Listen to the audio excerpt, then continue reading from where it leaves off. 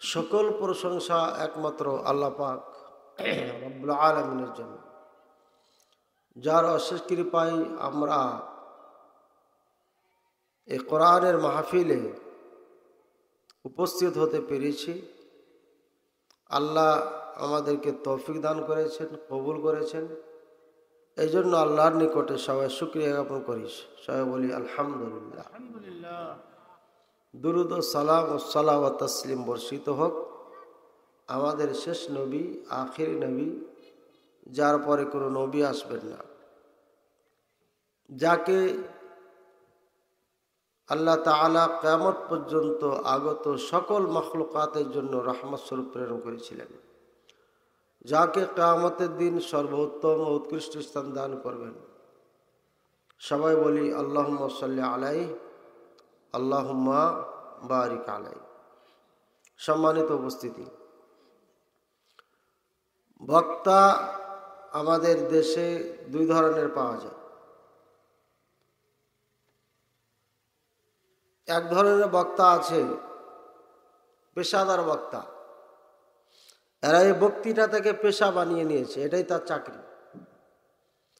অন্য কোনো কাজ কাম নাই তার, সারা বছর কোনো কাজ করে না, খোঁজ খবর নেবেন কোনো কাজ নাই, শুধু বক্তব্য দেয়।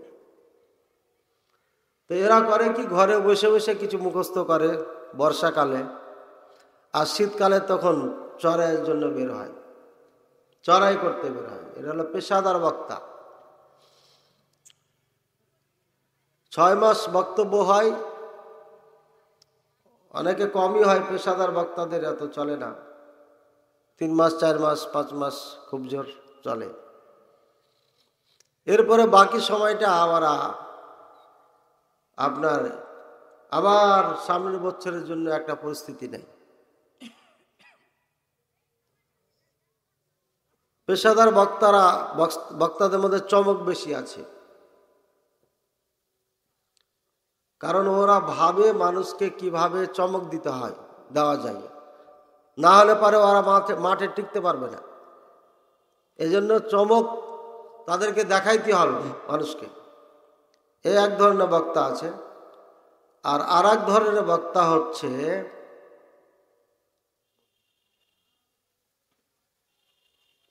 যারা হক কথা বলে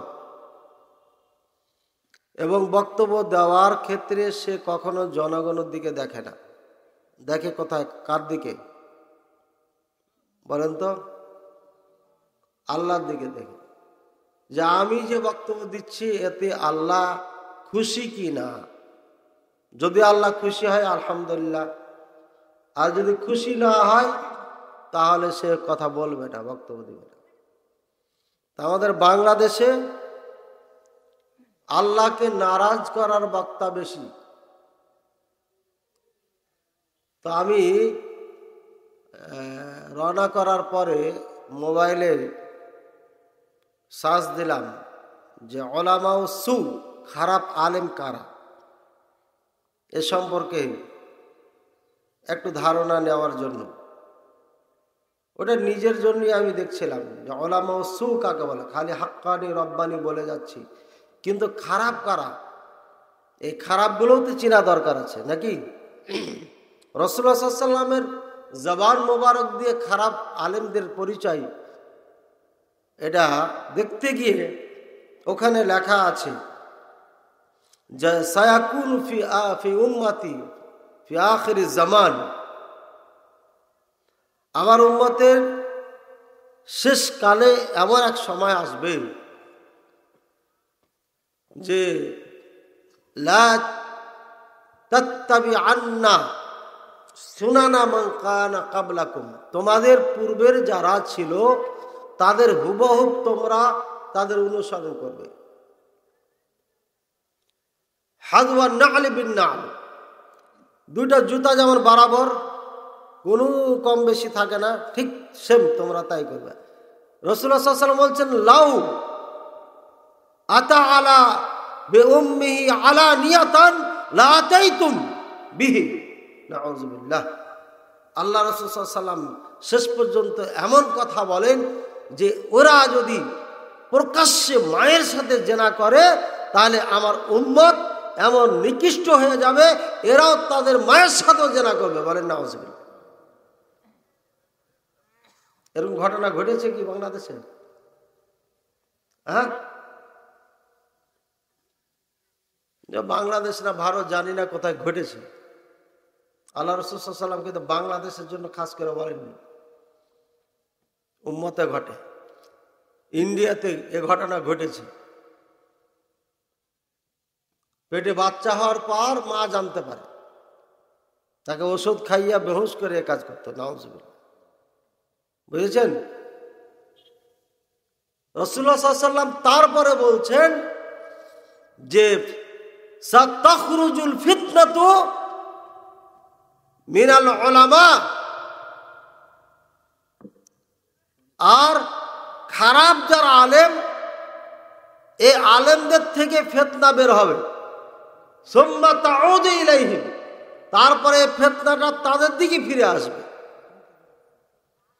আলেমদের থেকে ফিতনা শুরু হবে, আবার ফিতনা আলেমদের কাছে ফিরে আসবে। তারপরে দ্বিতীয় হাদিসে বলছেন সুম্মা ইযা কানাল ফাউজ ফিল উম্মাহ, উম্মাতের মাঝে যখন দেখবেন যে বিচলিত অবস্থা, মানুষ চাঞ্চল্য অবস্থা, এদিক থেকে ওদিক দৌড়াচ্ছে, ধর্ম কোথায় পাওয়া যাবে খুঁজে পাচ্ছে না, মানুষ ছুটাছুটি করছে, কোথায় সঠিক ধর্ম পাবো। এই অবস্থায় যখন উপনীত হবে উম্মাত, তখন তারা দৌড়িয়ে ওই আলেমদের কাছে যাবে। আলেমদের কাছে যায় দেখবে সারু কিরাদাতান ওয়া খানাজির। নাউজুবিল্লাহ সুম্মা নাউজুবিল্লাহ। এই জনগণগুলো দৌড়িয়ে ওই মুলবির কাছে যায় দেখবে ওই মুলবি হয় বানর হয়ে গিয়েছে, আর নাহলে শোয়ার হয়ে গেছে। বলে নাউজুবিল্লাহ। এটা ঘটবে কিয়ামতের আগে আগে। কিছু মুলবি, নাউজুবিল্লাহ, আল্লাহ যেন আমাদেরকে হেফাজত করেন, কিছু মুলবি কিয়ামতের আগে আগে তাদের চেহারা বানরের মতো হয়ে যাবে, বানরের মতো পরিণত, একের সঙ্গে বানর হয়ে যাবে। আর কিছু কিছু আলেম, কিছু কিছু মুলবি, তাদের চেহারা হবে খিঞ্জির, শুয়ারের মতো। বলে নাউজুবিল্লাহ। শুয়ার বুঝেন তো ভাই? বুঝছেন না? বুঝেন না? বুঝেছেন? আচ্ছা। তারপরে খুঁজতে পড়তে লাগলাম আলেম ওলামা এই হাদিস দিয়ে কি বলছেন, কারণ কি, এটা হবে কেন। তখন বলছেন কি সাবাব, ওখানে কারণ লেগেছেন। আর একটা হাদিস নিয়ে এসে লিখছেন ইয়াকতুমুনাল হাক্কা, এরা হককে গোপন করত। এই আলেমগুলো কি করত? হককে গোপন করত, সত্য কথা বলতো না। এখন একটা প্রশ্নের উত্তর দিবেন। আজকে সচরাচর বক্তাদের যে ওয়াজ শুনতেন, ওটা কান থেকে বের করে দেন। আমাকে আজকে 10টা দিয়ে দিয়েছে, 11টা আগে তো মাইক পাই না। আল্লাহর অশেষ মেহরবানি আজকে 10টাই পেয়ে গেছি, এই প্রথম। ঠিক আছে? সুতরাং রাত যেহেতু বেশি হয় নাই, কাজে কিছু শিখে যান। আর আমি যেন কিছু শিখাইতে পারি, আল্লাহ যেন আমাকে তৌফিক দান করেন, এই দোয়া করতে থাকেন। আর নিয়াত করেন যে আজকের মাহফিল শেষ না করে এই প্যান্ডেলের বাইরে যাব না। আর যারা বাইরে আছেন, আল্লাহর ওয়াস্তে প্যান্ডেলের ভিতরে চলে আসেন। জালের ভিতরে মাছ পড়লে ওই মাছটা জালে উঠে আসে, জালের বাইরে থেকে গেলে পারে ওই মাছ কিন্তু জালে উঠে না। এটা হলো জাল। এই জালে যারা উঠবেন, ইনশাআল্লাহ মাহফিল শেষে আল্লাহ পাক রব্বুল আলামিনের দয়া হলে আপনার প্রতি আল্লাহ আপনাকে ক্ষমা করে দিবেন ইনশাআল্লাহ। আর যদি এই জালের বাইরে থাকেন, তাহলে চারানা উপকার হবে। আল্লাহ পাক রব্বুল আলামিন যেন হেফাজত করেন। এ মর্মে হাদিস আছে, আমি অনুবাদ করে দিলাম। এটা কোরআন কি বলছে দেখেন। কোরআনুল কারিমে বলছে 3 ব্যক্তির সাথে আল্লাহ কথা বলবে না। ইন্নাল্লাযীনা, আয়াতটা বের করি আমি একটু, সরি।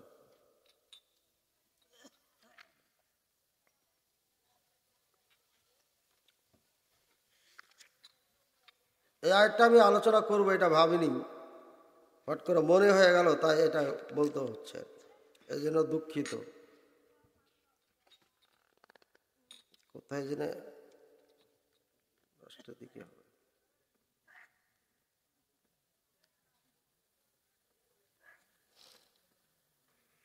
আল্লাহু আকবার। এখানে একটা বিরাট ওয়াজ আছে, ওই দিয়ে ওয়াজ আর করবো না, আজ খালি যেটা উদ্দেশ্য ওইটাই করবো। ভাবছি এটাকে একবার বই ছাপাই দেবো আর কি।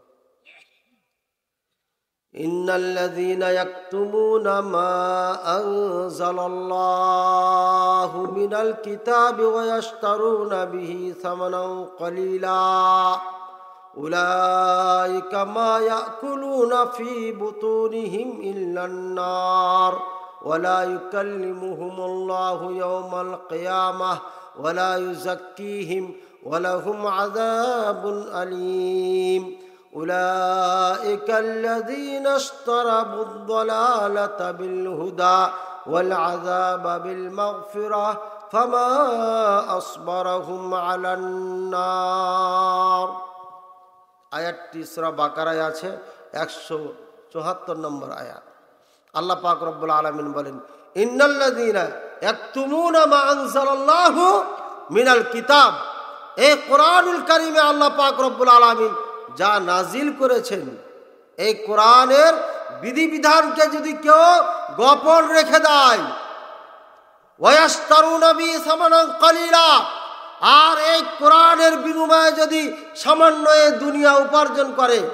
ভাইয়ের আমার, আমাদের দেশের যে বক্তারা গান গায় মাহফিলে এসে এসে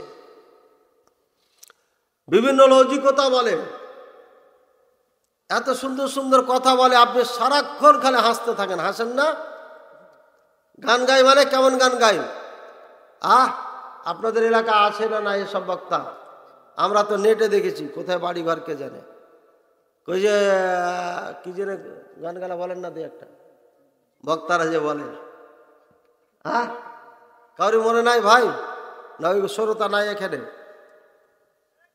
তুই খারাপ হলু কেন? তুমি তো ভালা থেকে যাও, আমি খারাপ হয়ে যাই, এই গান গাই না? আর এক বক্তা সাহেবকে দেখবেন, সে হিন্দি গানের ঠিক যেভাবে হিন্দি গান সেভাবে গান বানিয়েছে বাংলাতে। চিনেন এই বক্তাগুলোকে? আরো কিছু বক্তা পাবেন, কেসার কাহিনী উল্টা পাল্টা এত গল্প, এত আপনার মিথ্যা মিথ্যা কাহিনী বলে থাকে, যা কোরআনে নাই, হাদিসে নাই, পৃথিবীতে কখনো এটা ঘটে নাই, এমন ঘটনা বলে। এইগুলোই বক্তা আমাদের বাংলাদেশে সব থেকে বেশি চলে, যার কারণে এদেশের মানুষ আজও সঠিক ধর্ম খুঁজে পায় না। একটু পরীক্ষা নিয়ে নি আপনাদের, সঠিক ধর্ম যে দেশের মানুষ পায় নাই, তার পরীক্ষা একটা নিয়ে নি। রাগ করবেন না তো ভাই? দুই একজন যে বলছেন, কেউ বলেন না যে পরীক্ষা। মুসলিম হওয়ার জন্য, মুসলমান হওয়ার জন্য সর্বপ্রথম কি করতে হবে বলেন তো? একজন হিন্দু যদি মুসলিম হতে চায়, সর্বপ্রথম কি করা লাগবে? তাকে কালিমা পড়া লাগবে। কালিমাটা বলেন তো, জোরে সোরে বলেন, লা ইলাহা ইল্লাল্লাহ মুহাম্মাদুর রাসূলুল্লাহ। এটা তো নাকি? এটা লা ইলাহা ইল্লাল্লাহ মুহাম্মাদুর রাসূলুল্লাহ বলেন, সমস্যা নেই। তবে ইসলাম কবুল করার সময় আশহাদু আল্লাহ ইলাহা, আমি সাক্ষ্য দিচ্ছি আল্লাহ ইলাহা ইল্লাল্লাহ, আল্লাহ ছাড়া সত্য কোনো মাবুদ নাই।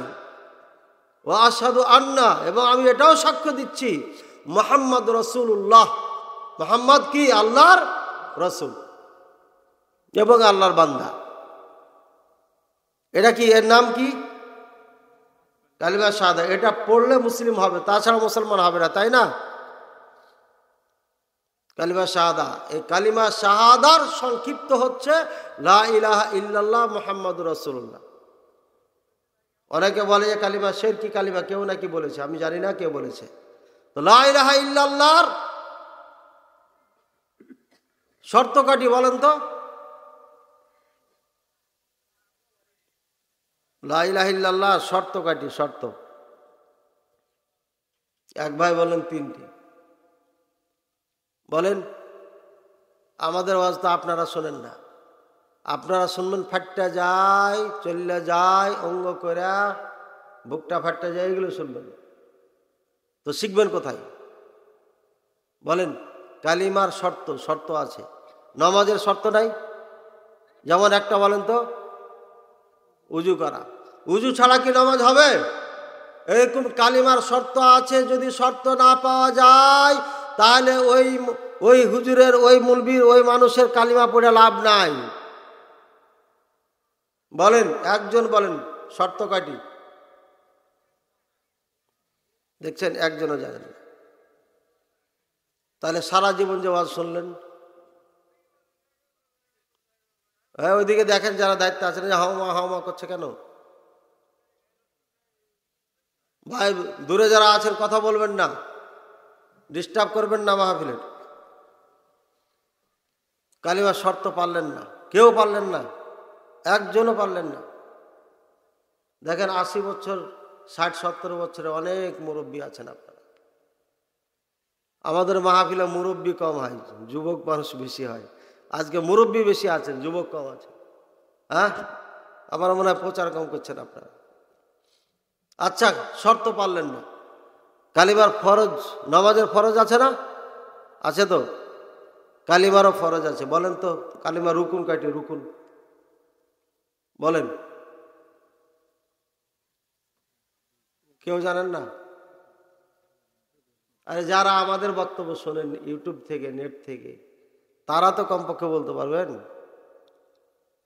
পারলেন না, দেখেন এটাও পারলেন না। এটা যখন পারলেন না, তো কালিমার দাবিটা বলেন।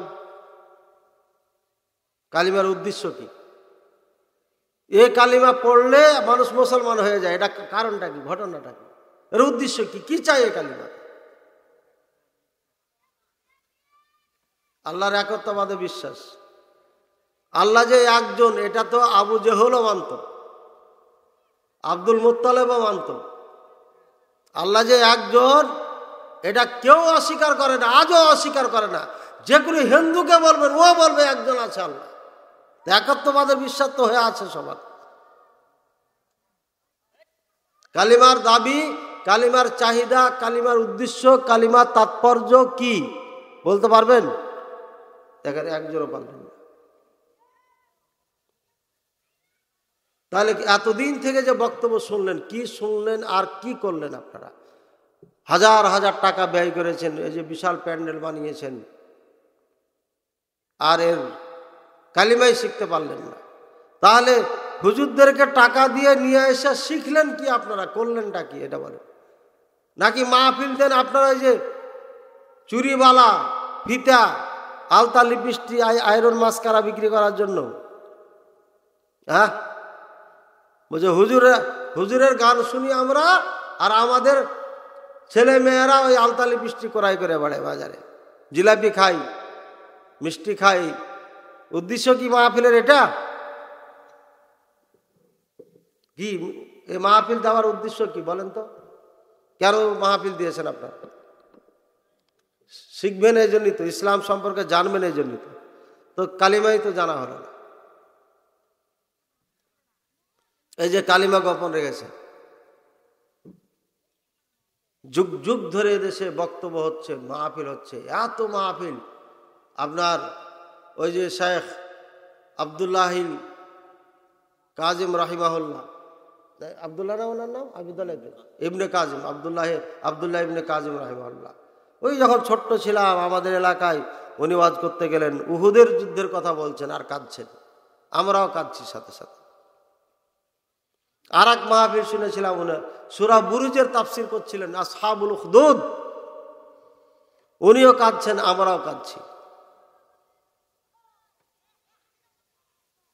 উহুদের যুদ্ধ শিখলাম।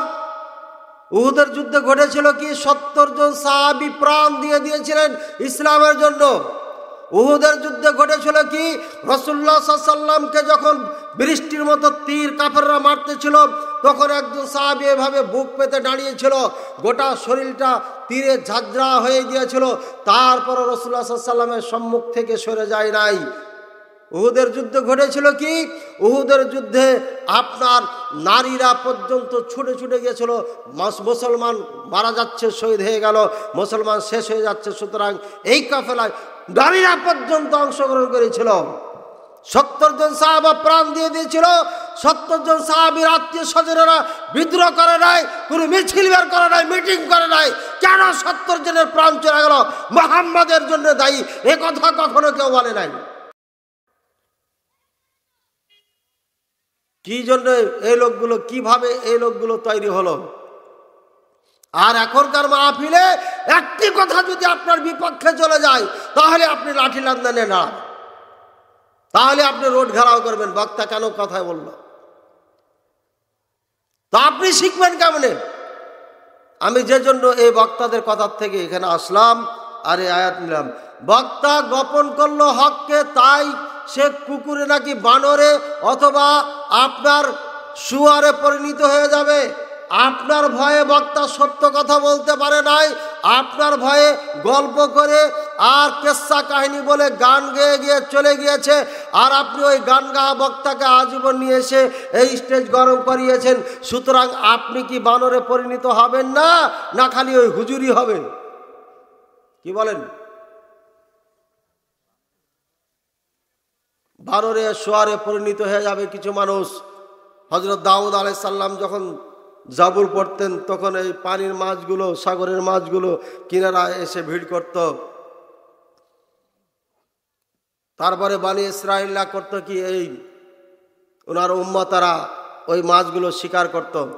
তখন আল্লাহ পাক রব্বুল আলামিনের পক্ষ থেকে আদেশ হয়ে গেল, এরা যেহেতু কোরআন শোনার জন্য আসতেছে, আল্লাহর বাণী শোনার জন্য আসতেছে, এই মুহূর্তে শিকার করা যাবে না। সেদিন শনিবারের দিন ছিল, শনিবারে এই জাবুর পড়তেন দাউদ আলাইহিস সালাম। আর এভাবে মাছগুলো এসে এইভাবে আপনার ভিড় জমাতো সাগরের কিনারাতে।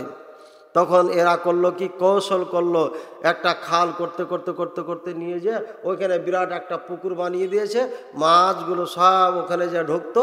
তখন এটা বন্ধ করে দিয়া শনিবারে শিকার না করে রবিবারে যে শিকার করত।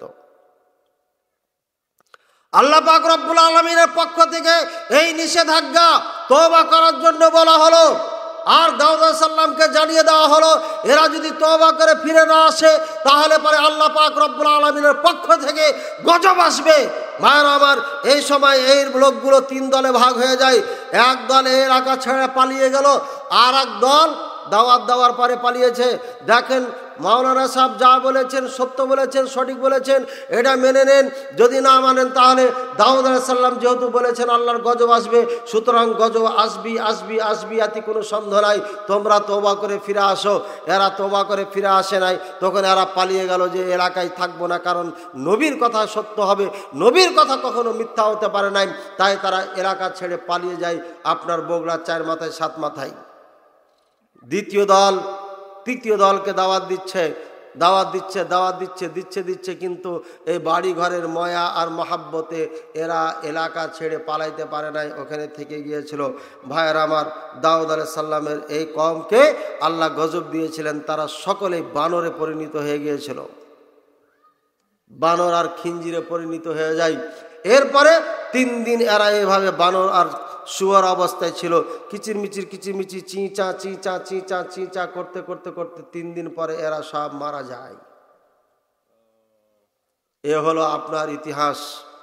সুতরাং কোরআন শোনার পরে, দাওয়াত শোনার পরে কেউ যদি এটাকে মেনে না নেয়, বিদ্রোহ করে, আল্লাহর কাছে ফিরে না আসে, তাহলে পরে আজও এই জমিনে আল্লাহ তাকে বানর অথবা শুয়ারে পরিণত করবে। যদি এটা না হয়, তাহলে কোরআন সুন্নাহ মিথ্যা হয়ে যাবে। রাসূলুল্লাহ সাল্লাল্লাহু আলাইহি ওয়াসাল্লাম বলেছেন, কিয়ামতের নিদর্শন হচ্ছে কিয়ামতের আগে আগে কতিপয় মানুষ বানর আর শুয়ারে পরিণত হবে। যেদিন এটা ঘটবে, সেদিন মনে করবে কিয়ামত অতি সন্নিকটে, কিয়ামত আর দেরি নাই। আমি আপনাদেরকে একটি হাদিস পাঠ করে শুনিয়েছি। কিছু আলেমকে আল্লাহ পাক রব্বুল আলামিন কিয়ামতের আগে আগে বানর এবং শুয়ারে পরিণত করবেন। বলেন নাউযুবিল্লাহ। ইয়া আল্লাহ, তোমার কাছে দোয়া করি, আল্লাহ ভুল ত্রুটি হলে তুমি ক্ষমা করে দিও। জেনে শুনে আমরা কখনো ফাঁকিবাজ কথা বলি না, জেনে শুনে কখনো হক কথাকে গোপন রাখি না। সুতরাং আল্লাহ, তুমি আমাদেরকে ক্ষমা করিও, তুমি কখনো আমাদেরকে এমন বিপদে ফেলিও না। আল্লাহুম্মা আমিন। ভাইয়ের আমার, আল্লাহ পাক রব্বুল আলামিন বলেন, এই সমস্ত মানুষের একটা, এরা হচ্ছে আল্লাহ যা নাজিল করেছে তা গোপন রাখতো। আর দ্বিতীয়দের গুণ ছিল কি, এরা এই কোরআনকে হক কথাকে গোপন রেখে সামান্য দুনিয়া কামাইতো। কিসসা কাহিনী আর যদি গান বাজনা বলা হয় তাহলে জনগণ ভালোবাসে। রসিকতার মা বোনদেরকে নিয়ে যদি কথা বলা হয় আর যদি মজা দেওয়া হয় তাহলে এরা ভালোবাসে। সুতরাং ওই বক্তাকে এরা 40,000, 50, 60, 70, 80, 1 লাখ 2 লাখ টাকা দিয়ে নিয়ে আসা হয়। গলা খুব সুন্দর সুন্দর করে গাইতে পারে, বলতে পারে, সাজিয়ে সাজিয়ে বলতে পারে। তাই তারা এত টাকার ডিমান্ড দিয়ে তাদেরকে হেলিকপ্টার ভাড়া করে নিয়ে আসতো। ওরাও দুনিয়া ক্রয় করতে কোরআন দিয়ে, আর আমরা মুসলমান তাদেরকে নিয়ে এসে কোরআন বিক্রি করার সুযোগ করে দিতাম। কারণ এই জাহেল বক্তাকে, এই জাল বক্তা, ভণ্ড বক্তাকে যদি এই চারে না বসিয়া একজন ভালো আলেমকে বসাতেন তাহলে অবশ্যই এই ভণ্ড বক্তারা এই সুযোগটা পেত না কোরআন বিক্রি করা। কোরআন বিক্রি করার সুযোগটা এই জনগণ আপনারাই করে দিয়েছেন। আমার পাশে বসে আছেন বিজ্ঞ আলেম দিন, অনেক সিনিয়র একজন আলেম, আপনারা সবাই চেনেন এক নামে। আমাদের যখন জন্ম হয় নাই তখনকার ওনারা আলেম, অর্থাৎ আমাদের মুলবি হব কিনা তার নাম নিশানেই ছিল না, তখন থেকে ওনারা আলেম। উনি বললেন অমুক বক্তা এসেছিলেন, অনেক মানুষ, কিন্তু একটা কোরআনের আয়াত বা একটা হাদিস বলে নাই। বুঝেছেন? একটা কোরআনের আয়াত, একটা হাদিস বলে নাই।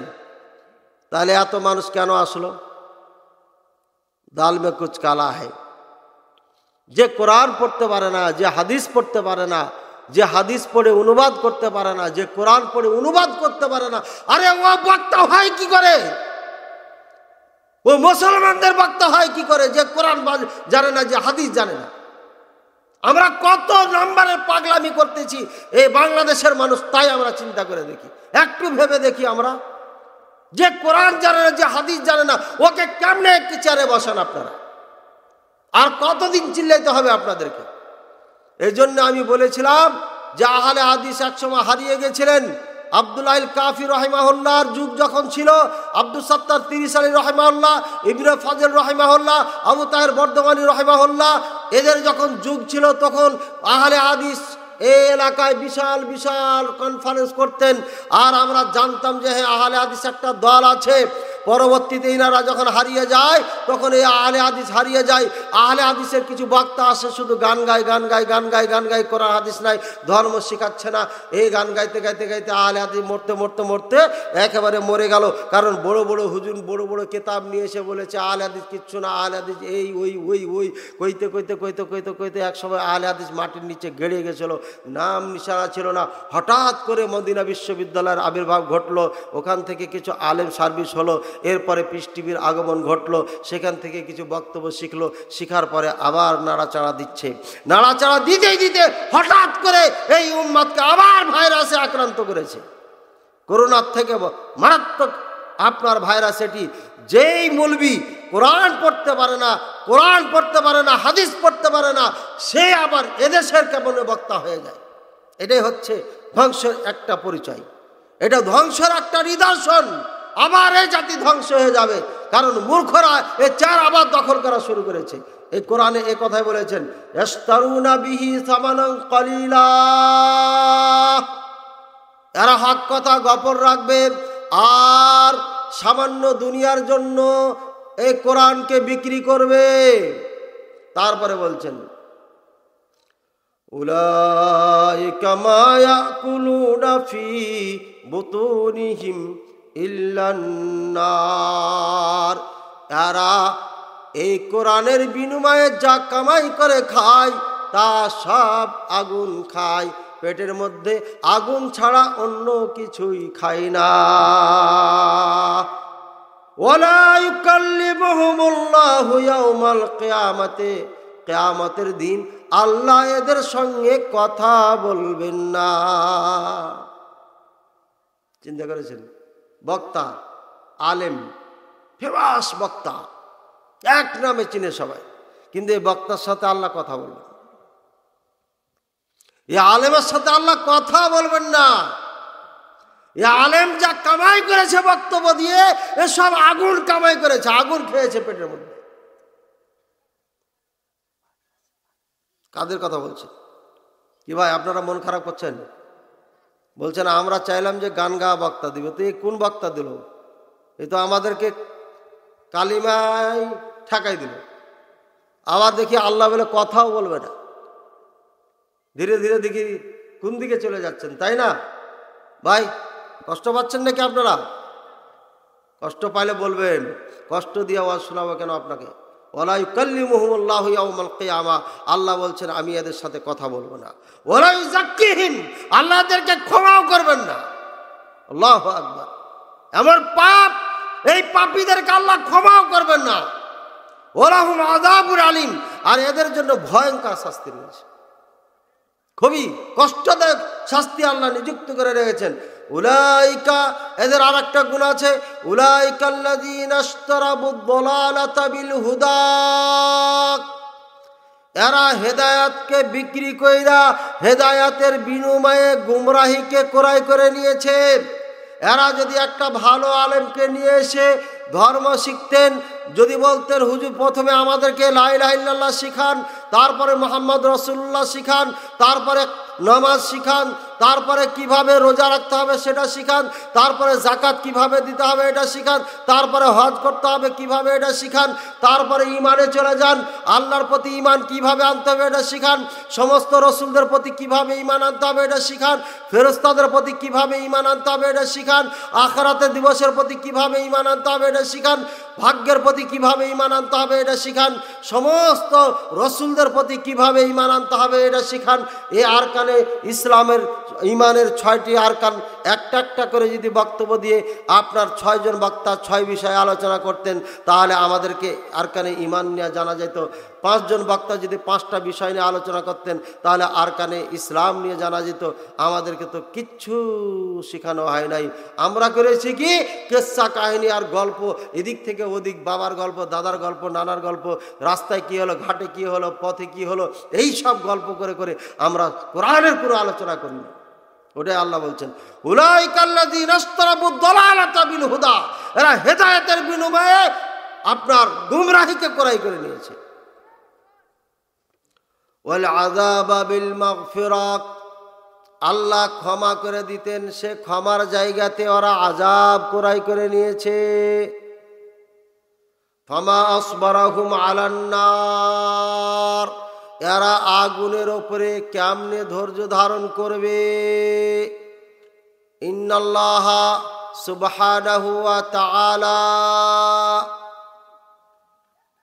আ'আদ্দান নারা আলফা সানাতিন, আল্লাহ পাক রব্বুল আলামিন জাহান্নামের আগুনকে 1000 বছর উত্তপ্ত করেন।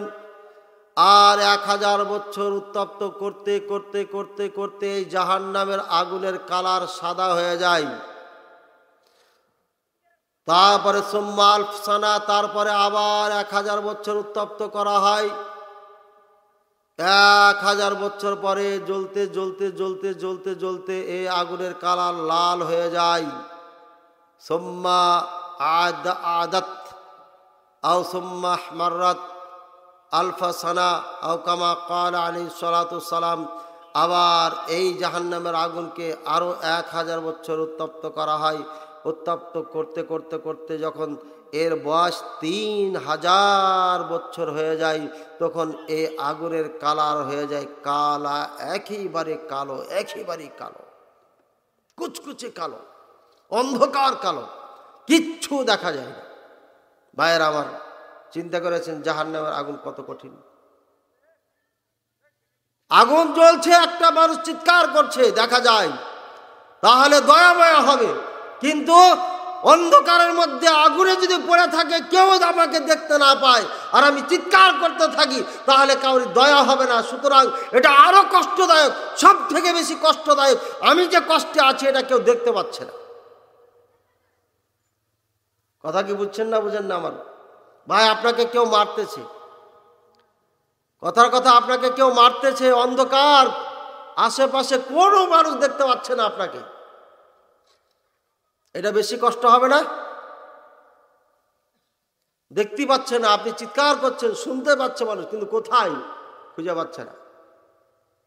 কাউকে হাতে ইশারা দিয়ে ডাকবেন, তাও পাচ্ছেন না। কারণ আপনাকে কেউ দেখতে পাচ্ছে না। জাহান্নামের আগুন এত ভয়ঙ্কর, এই জাহান্নামের আগুন ভিতরে চলে যাওয়ার পরে কেউ কাউকে দেখতে পাবে না। নাউযুবিল্লাহ সুম্মা নাউযুবিল্লাহ। আল্লাহ পাক রব্বুল আলামিন আমাদেরকে বুঝার তৌফিক দান করুন। আল্লাহ পাক রব্বুল আলামিন এই জাহান্নামে যারা যাবে তাদের ব্যাপারে বলা হয়েছে, এদের চামড়াগুলো আপনার গলে গলে পড়ে যাবে। নাজ্জাআতাল লিশাওয়া, জাহান্নামে নিক্ষেপ করার সাথে সাথে এই মাথার চামড়াগুলো সবগুলো গলে পড়ে যাবে, সাথে সাথে গলে পড়ে যাবে। এটা দ্বিতীয় নম্বর জাহান্নাম যেটা রয়েছে। 7টি স্তর রয়েছে, তার মধ্যে দ্বিতীয় স্তরের যে জাহান্নাম, এই জাহান্নামে যখন নিক্ষেপ করা হবে সাথে সাথে আপনার এই চামড়াগুলো গলে পড়ে যাবে। এত ভয়ঙ্কর এই জাহান্নাম। সুতরাং 7ম নম্বর স্তরে যদি নিক্ষেপ করা হয় তাহলে আপনার আমার কি অবস্থা হবে, ওটা আরো খুব ভয়ঙ্কর। আল্লাহ রাসূল আল্লাহ পাক রব্বুল আলামিন বলেন, মা সালাকাকুম ফি সাকার, এই মানুষেরা তোমাদেরকে জাহান্নামে কোন জিনিসে নিক্ষেপ করেছে?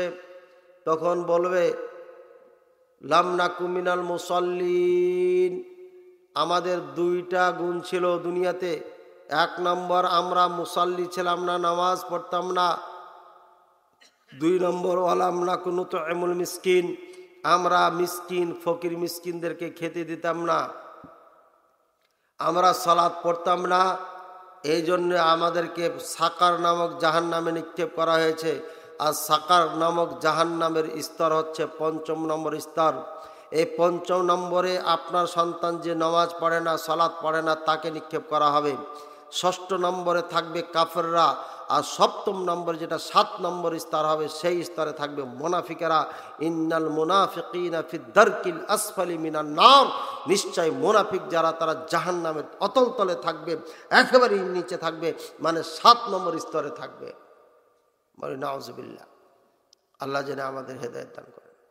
ভাইরা আমার, আল্লাহ পাক রব্বুল আলামিন বলেন, আফালা ইয়ালামু ইযা বু'সিরা মা ফিল কুবুর, ওরা কি জানে না যখন কবর থেকে মানুষগুলোকে উঠানো হবে?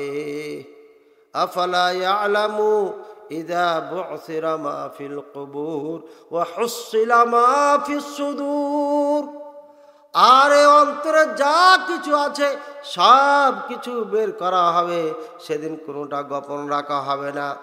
এই জন্য আমি জিলজাল আয়াতটা কোরআনের সূরাটা পড়েছিলাম, বিসমিল্লাহির রহমানির রহিম, ইদা জুলজিলাতিল আরদু জিলজালাহা।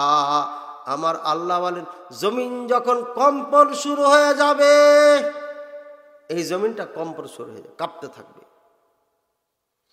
ইন্না সাআতা ইয়া আইয়ুহান নাসু তাকু রাব্বাকুমুল্লাযী, হে মানব জাতি তোমরা আল্লাহকে ভয় করো, যে আল্লাহ পাক রব্বুল আলামিন কিয়ামত অনুষ্ঠিত করবেন। আর জানো এই কিয়ামতের দিন কম্পন শুরু হবে, এই জমিনটা কাঁপতে থাকবে।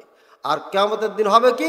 আল কারিয়াতু মাল কারিয়া ওয়া মা আদরাকা মাল কারিয়া, কিয়ামতের দিন বিকট শব্দ হবে। জানো এই কিসের শব্দ? ওয়া মা আদরাকা মাল কারিয়া। তারপর কি? ইয়াউমা ইয়াকুনুন নাসু কাল ফারাশিল মাবসুস, সেদিন এই মানুষগুলো ফড়িংয়ের মতো ছোটাছুটি করবে। ফড়িং দেখেছেন তো? ফড়িং, ফড়িং চিনেন না? ফড়িংয়ের মতো ছোটাছুটি করবে। ওয়া তাকুনুল জিবালু কাল আহিনিল মানফুস, আরে পাহাড়গুলো তুলার মতো ধুলার মতো হয়ে উঠতে থাকবে। কোরআনের আয়াত দ্বারা আপনার পাহাড়ের 4টা অবস্থা পাওয়া যাবে, এই জমিন আর পাহাড়ে। ওই যে দুক্কাতিল আর দাক্কান দাক্কা, জমিনে জমিনে এইভাবে সংঘর্ষ, একটা পাহাড় আর একটা পাহাড়ের সাথে। ও সিগিরাতুল জিবালু, আর এই পাহাড়গুলোকে উড়িয়ে দেওয়া হবে, এভাবে উঠতে থাকবে। একটা পাহাড়ের সাথে আর একটা পাহাড়ে এভাবে সংঘর্ষ। বাংলাদেশে পাহাড় নাই, এই জন্য বুঝতে পারছেন না। এই ওয়াজ আল্লাহ পাক রব্বুল আলামিন মদিনাবাসীকে করছেন, মক্কাবাসী করছেন। আর মক্কা আর মদিনা দুটাই পাহাড়ে ভর্তি হয়ে আছে। এই বিশাল পাহাড় যদি উঠতে থাকে, একটা আর একটার সাথে যদি সংঘর্ষ হতে থাকে, তাহলে পারে মানুষ বাঁচার কোনো রাস্তা নাই। ভয়ঙ্কর অবস্থা। এই জমিন এটা উঠতে থাকবে। ওই ইদাস সামাউ ফাতারাত, এই আসমানটা ফেটে যাবে। ওয়াইদাল বিহারু ফুজ্জিরাত, আর এই সাগর যে রয়েছে সাগরগুলো উত্তাল হয়ে যাবে। সাগর তখন উত্তাল হয়ে যাবে, জমিন আর ধরে রাখবে না সে, কারণ এই সাগরের উপরে এই জমিনটা ভাসতেছে। সুতরাং সাগর যদি লাফাইতে লাগে, তাহলে এই জমিন কি আর স্থির থাকবে? স্থির থাকবে না। ভাইরা আমার, আল্লাহ পাক রব্বুল আলামিন বলছেন ওই যে শামসু কুব্বিরাত, সেদিন হবে কি? দুঃখিত ভাই, সর্দি, এটা ঠাকুরগাঁর সর্দি নাকি দিনাজপুরে গেছিলাম তো, এই যে 2 দিন থেকে আসলাম, তো ওইখানকার সর্দিটা লেগে গেছে। ওইদিকে ঠান্ডা বেশি, আর পোশাকও নিয়েছিলাম হালকা, যার কারণে সমস্যা হয়ে গেছে। দোয়া করবেন, সামনে লাগাতার 25 তারিখ পর্যন্ত আছে, যাতে গলাটা ঠিক থাকে। আল্লাহর অশেষ মেহরবানি, এখানে আসার আগেও গলা নিয়ে চিন্তা করছিলাম, তো দেখি যে অনেকটা ছেড়ে দিয়েছে। এটা আপনাদের ইখলাসের কারণে, একাগ্রতার কারণে আল্লাহ পাক রব্বুল আলামিন দয়া করেছে। ভাইয়ের আমার, ওই যে শামসু কুব্বিরাত, এই যে সূর্য আমরা দেখতেছি গোটা পৃথিবীকে আলোময় করে দিচ্ছে, এই সূর্যের আলো থাকবে না, আলো শেষ হয়ে যাবে। ওই যে নুজুম কাদারাত, আর যত তারকারাজি রয়েছে সবগুলো অন্ধকার হয়ে যাবে, কিচ্ছু থাকবে না। ভেবেছেন এবার কি ঘটবে? আসমান গোটা উঠতে থাকবে, আর এই জমিনে উঠতে থাকবে, একটা আর একটার সঙ্গে উড়াউড়ি, সংঘর্ষ, টাকরাও হতে হতে এই জমিন আর আসমান কিছুই থাকবে না রে ভাই। এর আগের ঘটনা যেটা ঘটবে সেটা আল্লাহ পাক রব্বুল আলামিন সূরা জিলজালে স্পষ্ট বলেছেন, ইদা জুলজিলাতিল আরদু জিলজালাহা, যখন ভূমিকম্প শুরু হয়ে যাবে, জমিনের কম্পন শুরু হয়ে যাবে, তখন কি ঘটবে? ইয়াউমাইযিন তুহাদ্দিসু আখবারাহা, তখন এই জমিনগুলো সব সংবাদগুলো খুলে খুলে বলতে থাকবে। আল্লাহ এই দিন সেদিন মাহফিল হয়েছিল ডিসেম্বরের 21 তারিখে 2021 সালে, অমুক বক্তা ওয়াজ করতেছিল, আর এই লোকগুলো আমার ওপরে বসে বসে ওয়াজ শুনতেছিল, আর দোকানে যারা খালাইতো বোন, ফাফাইতো বোন আর ভাবিদেরকে জিলাপি খাইয়ে বেড়াচ্ছে, চানাচুর খাওয়াচ্ছে, চীনাবাদাম খাওয়াচ্ছে, ওদের ব্যাপারে সাক্ষী দিবে আল্লাহ, এরা কোরআনের মাহফিল না শুইনা চীনাবাদাম আর জিলাপি নিয়ে দৌড়াদৌড়ি করেছিল, সেটাও বলে দিবে রে ভাই। আর যারা ঘরের মধ্যে আছে, ভাবির সঙ্গে কথা বলে, ওদের অবস্থা কি হবে সেদিন ভালো করে বুঝতে পারছেন। আল্লাহ পাক রব্বুল আলামিন মাফ করুন রে ভাই। ওই অবস্থায় যদি মৃত্যু হয়ে যায়, কিয়ামতের দিন ওই ভাবির সাথে আপনাকে উঠতে হবে, বলেন নাউজুবিল্লাহ। আমার আল্লাহ বলেন ইয়াউমা তুহাদ্দিসু আখবারাহা, এই জমিন কি করবে? সংবাদ দিতে রাখবে, সব খবর বলবেন। বিআন্না রাব্বাকা আওহালাহা ইয়াউমাইযিন তুহাদ্দিসু আখবারাহা, ইয়াউমাইযিন তুহাদ্দিসু আখবারাহা। তারপরে একটা কি ছোট্ট ছুটিছে, আমার ভাইরা, আল্লাহ পাক রব্বুল আলামিন এই সূরাটা ছোট্ট সূরা, সবাই জানি। আকালাল ইনসানু মা লাহা, মানুষেরা বলবে এই জমিনের কি হইয়া গেল? এই তো সব বলে কেন? দেখছেন জমি জমি করতেছেন আপনি, যে জমিতে শুয়ে থাকেন, রাত দিন বাড়ি করে রেখেছেন, অট্টালিকা বানিয়ে রেখেছেন, এই জমিনে আপনার বিপক্ষে সাক্ষী দিবে। ওয়াকালাল ইনসানু মা লাহা, এই জমিনের কি হইয়া গেল? কয় কি? ইয়াউমাইযিন তুহাদ্দিসু আখবারাহা, সব সংবাদগুলো সম্পর্কে বলতে থাকবে। এটা সাংবাদিক, এই জমিন কি সাংবাদিক? এটা চুপ করে আছে, সব নোট করতেছে। আল্লাহু আকবার, আল্লাহু আকবার, আল্লাহ ক্ষমা করুন। এই সাংবাদিক সব নোট করতেছে। যেদিন কিয়ামত শুরু হয়ে যাবে, সেদিন সব কিছু বলতে থাকবে রে ভাই। মানুষ বলবে হায় রে আল্লাহ, এই জমিন কেন কথা বলে? তখন জমিনে উত্তর দিবে বিআন্না রাব্বাকা আওহালাহা। পাগলামি করো না, এখন সব কিছু আল্লাহ আমারে ওহী করে করে বলতেছে, আর আমি সব খুলে খুলে আজকে বলে দিব, আজকে আমারে ঠকাইতে পারবে না। ইয়াউমাইযি ইয়াসদুরুন নাস ইয়াউমাইযি ইয়াসদুরুন নাস আশতাতাল লিয়ুরাউ আমালাহুম। ইয়াউমাইযি সেদিন কি করা হবে? ইয়াসদুরুন নাস মানুষদেরকে উঠানো হবে, আশতাতা দলে দলে উঠানো হবে। বগুড়ার মানুষকে এক দলে উঠানো হবে, আর দাড়ি গাছার নতুন পাড়ার মানুষকে একসাথে উঠানো হবে। আশতাতাল কেন উঠানো হবে? লিয়ুরাউ আমালাহুম। এই দাড়ি গাছা নতুন পাড়ার মানুষরা কেমন আমল করেছিল, মাহফিলের দিন মাহফিল শুনেছিল না পালাইছিল, এইটা দেখানোর জন্য দলে দলে উঠানো হবে। লিয়ুরাউ আমালাহুম, তাদের আমলকে দেখাবে, এই জন্য আল্লাহ তাদেরকে দলে দলে উঠাবেন। ফামাইয়া আমাল মিসকালা যাররাতিন খায়রান ইয়ারাহ, সামান্যতম ছোট থেকে ছোট যে ভালো কাজ করেছে সেদিন তাকে দেখানো হবে। ওয়ামাইয়া আমাল মিসকালা যাররাতিন শাররান ইয়ারাহ, আর যারা ছোট থেকে ছোট খারাপ কাজ করেছিল সেটাও তাদেরকে দেখানো হবে। আল্লাহু আকবার। মালি হাযাল কিতাব, আল্লাহ পাক রব্বুল আলামিন তাদেরকে 99টি দপ্তর দিয়ে দিবেন, আমল নামা, যা কিছু আমল করেছি আমরা সব লেখা আছে, পুরো দপ্তর এভাবে বিছানো হয়। 99 কয়টা? একটা কম 100টি, একটা কম 100টি আপনার খাতা ভর্তি হয়ে আছে, এভাবে দিয়ে দেওয়া হবে। এক একটা খাতা কত বড় হবে?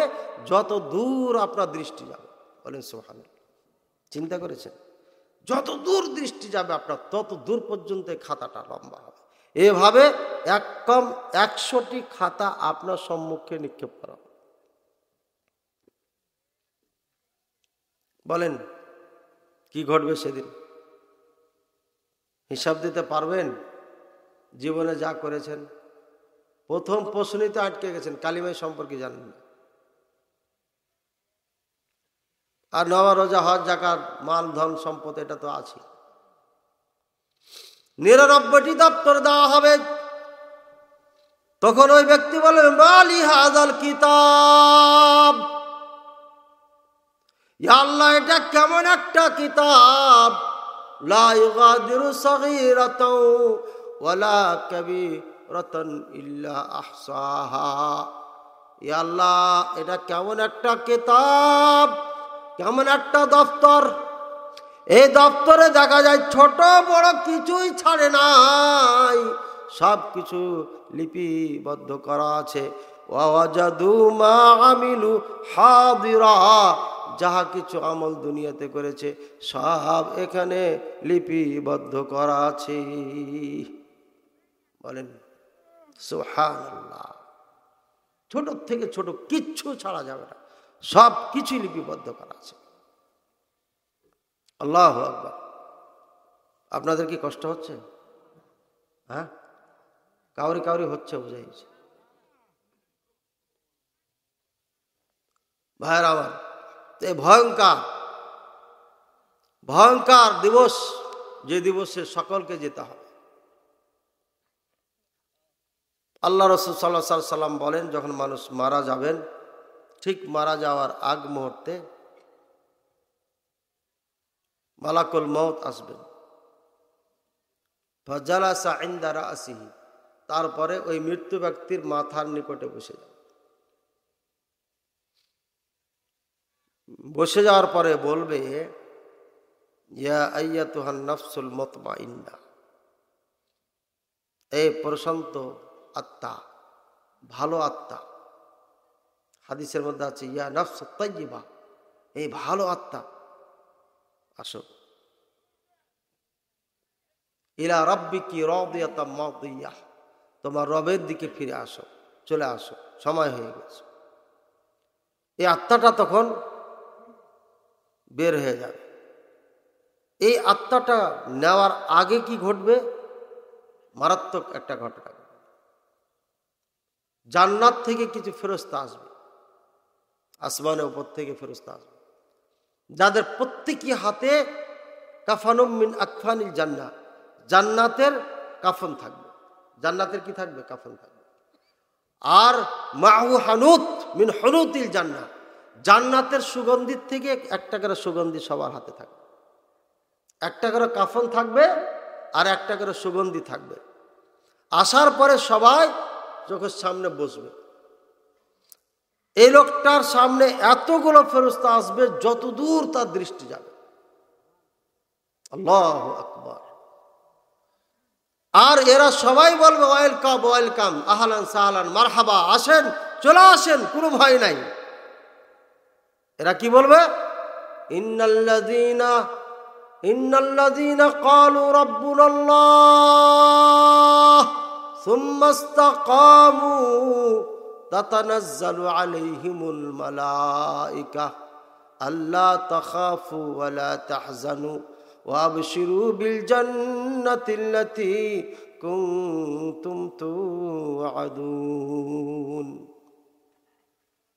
যারা আল্লাহর প্রতি ঈমান এনেছিল, বিশ্বাস করেছিল, আল্লাহকে রব হিসেবে মেনে নিয়ে এর উপরে অটুট ছিল, এদেরকে কেউ বিচ্ছিন্ন করতে পারে নাই, এদের জন্য ফেরেশতারা আসবে। তাতানাজ্জালু আলাইহিমুল মালায়েকা, এই যে এই ফেরেশতা, এরা আবার কি বলবে? আল্লাহ তাখাফু, তোমাদের কোনো ভয় নাই, ওয়ালা তাহজানু, তোমাদের কোনো টেনশন নেই।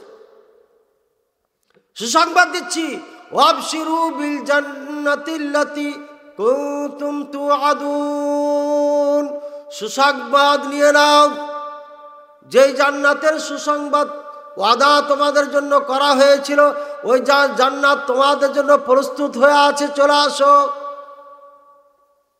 এভাবে এই ফেরেশতারা ডাক দিয়ে দিয়ে বলতে থাকবে। আর কি বলবে? মা তাশতাহি আনফুসুকুম ওয়ালাকুম ফিহা মা তাশতাহি আনফুসুকুম, আরে জান্নাতে যা চাইবে তাই পাইবে তোমরা, চলে আসো। নুজুলাম মিন গফুরির রহিম, এটা আল্লাহর পক্ষ থেকে তোমাদের জন্য মেহমানদারি। এরা এইভাবে ডাকতে থাকে। আপনার আমার সম্মুখে এতগুলো ফেরেশতা যদি এসে ডাকতে থাকে এভাবে, ভাই কোনো টেনশন থাকবে? এই জন্য যারা ভালো মানুষ মারা যায়, দেখবেন হাসতে হাসতে মারা যায়, মুখের ওপরে হাসার ছাপ থাকে, টেনশন থাকে না। আমার ভাইয়েরা, ঈমান নিয়ে যদি কবরে না যাইতে পারেন তাহলে পারে ভয়ঙ্কর অবস্থা হবে। ফেরেশতারা আপনাকে সুসংবাদ দিবে না, অন্ধকারচ্ছন্ন বিকট চেহারা, বিভৎস চেহারা নিয়ে আপনার সম্মুখে আসবে। মালাকুল মউত জীবনটা নিয়ে নিবে, নেওয়ার পরে কেউ হাতে নিতে চাবে না, ফেলে পালিয়ে যাবে। এরপরে স্পেশাল ফেরেশতা আল্লাহ পাঠিয়ে দিবেন, ওই ফেরেশতারা ঘৃণার সাথে সাথে তাদেরকে নিয়ে যাবে। যখন অপর দিকে যেতে থাকবে তখন আসমানে ফেরেশতা বলবে সবাই, মা হাদিহি নফসুল খাবিসা, এটা কত দুর্গন্ধময় খারাপ একটা আত্মা, ছি ছি ছি ছি ছি, একে অপরে নিয়ে আসো না। যাওয়ার পরে যখন অপরে নিয়ে যাওয়া হবে, গেট ওপেন করতে বলা হবে, বলবে না না না, এই আত্মার জন্য আসমানের গেট ওপেন করা হবে না, এটা তার জন্য বন্ধ করে দেওয়া হয়েছে। এরপরে সিজ্জিন নামক এইখানে তাকে ফেরত দেওয়া হবে। এটা একটা জাহান্নামের একটা টুকরা। আমার ভাইয়ারা, মুনকির নাকির জাহান্নামে কবরে আসবেন। কবরে যখন আসার পরে তাকে উঠিয়ে বসাবেন, বসার পরে বলবে, মান রব্বুকা, তোমার রব কে ছিল? সে বলে, হা হা লা আদরি, আমি জানি না। ওমা দিনুকা, তোমার দিন কি ছিল?